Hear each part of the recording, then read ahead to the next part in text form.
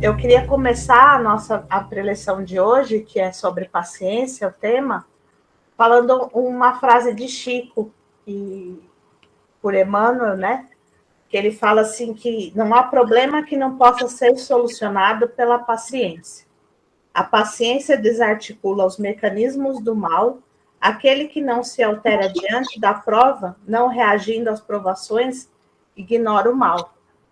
Lógico que é muito difícil a gente não se alterar, né, diante de certas provas que a gente passa na vida da gente, porque nós estamos num mundo de provas e expiações, então nós muitas vezes diante da prova, a nossa paciência, a gente perde essa paciência, né? Só que aqui ele fala muito isso, que a gente tem que tentar praticar, porque qual o intuito da gente nervoso, estressado, para resolver um problema que já é difícil?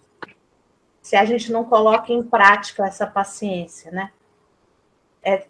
A gente pode observar assim, quando estamos perto de alguém que é tranquilo, sereno, fala com calma, traz um bem-estar, né? A gente se sente bem ao lado daquela pessoa, a gente quer estar ali com aquela pessoa, porque a paciência é uma coisa difícil da gente ir trabalhando, mas eu ouvi outro dia um preletor falando que deve ser uma característica de nós, espíritas, evangélicos, as pessoas que aprendem os ensinamentos de Jesus e querem colocar em prática, né? É uma característica nossa. Então, como é que a gente desenvolve essa paciência? Em primeiro lugar, a gente tem que trabalhar os nossos sentimentos. Quando a gente trabalha os nossos sentimentos, colocando aquilo que está fazendo mal, tirando, a gente consegue trabalhar mais essa paciência, né? A segunda coisa é a gente tentar se manter calmo e sereno diante de alguma situação e saber o que fazer, né? Tentar olhar a situação, o problema, respirar fundo. De repente, naquele dia, a gente não tem uma solução para aquele problema, mas é como Jesus falou, cada dia já tem o seu próprio problema. Então, a gente às vezes não consegue resolver aquilo naquele dia. Então, não adianta a gente dormir preocupado, angustiado, descontando às vezes nas pessoas que amamos, né, que convivem com nós, aquele problema que a gente não vai conseguir resolver, a gente só vai conseguir acarretar mais problemas ainda.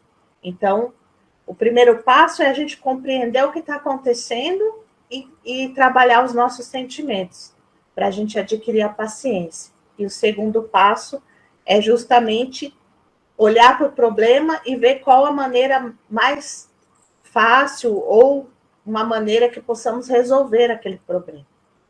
O terceiro passo é a gente agir.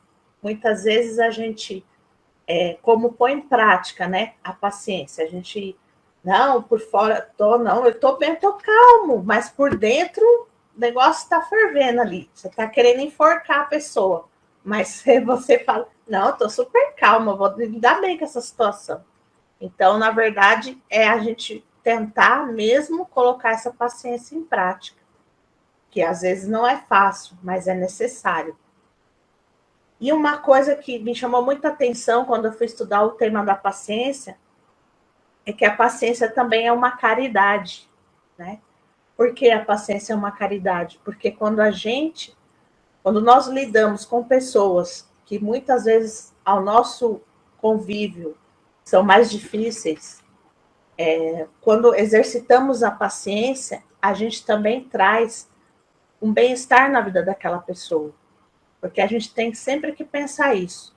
Todos nós, cada um de nós, estamos num grau de evolução. Às vezes eu estou num grau, a outra pessoa está em outro. Convivemos com pessoas dentro do nosso lar mesmo, que às vezes não é espírita, é de outra religião, ou não acredita em nada. E a gente tem que respeitar, a gente tem que exercitar a paciência. Porque às vezes a gente ouve algumas coisas que a gente fica meio nervoso e fala, não, mas não é dessa maneira. Mas a pessoa não está no mesmo grau de evolução que você, ou não pensa da mesma maneira que você. Então, a gente tem que exercitar essa paciência, que é uma caridade.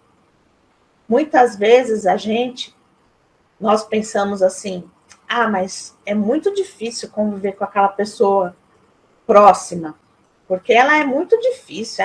Às vezes aquela pessoa está mostrando um defeito para a gente que nós mesmos precisamos trabalhar na gente mesmo, entendeu? Então, praticar a paciência é ao mesmo tempo você trazer paz para a sua vida, porque quando você age com paciência, com calma, diante de uma situação difícil, diante de uma pessoa que te traz, às vezes, um desconforto, que te tira da sua zona de conforto, é justamente aí que a gente exercita essa paciência.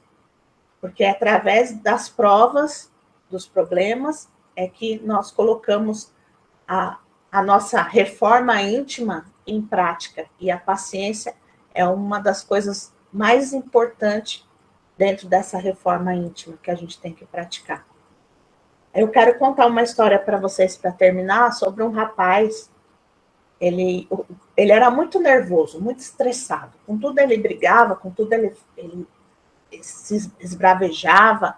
E o pai dele falou para ele assim: você vai pegar um saco de prego e toda vez que você perder a paciência, você vai na porta do seu quarto e coloca um prego.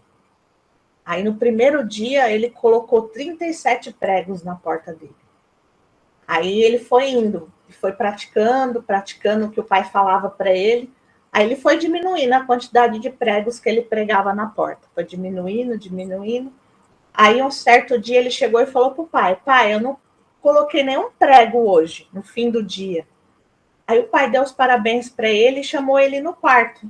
Agora você vai tirando os pregos. Todo dia que você conseguir não esbravejar, não gritar com ninguém, não perder a paciência, você tira um prego. Aí ele foi tirando, até que ele acabou com aqueles pregos todos que estavam atrás da porta. Aí o pai dele chamou ele no quarto e falou: agora vem aqui, vamos observar uma coisa, eu e você. Tá vendo todos esses buracos do prego que você colocou?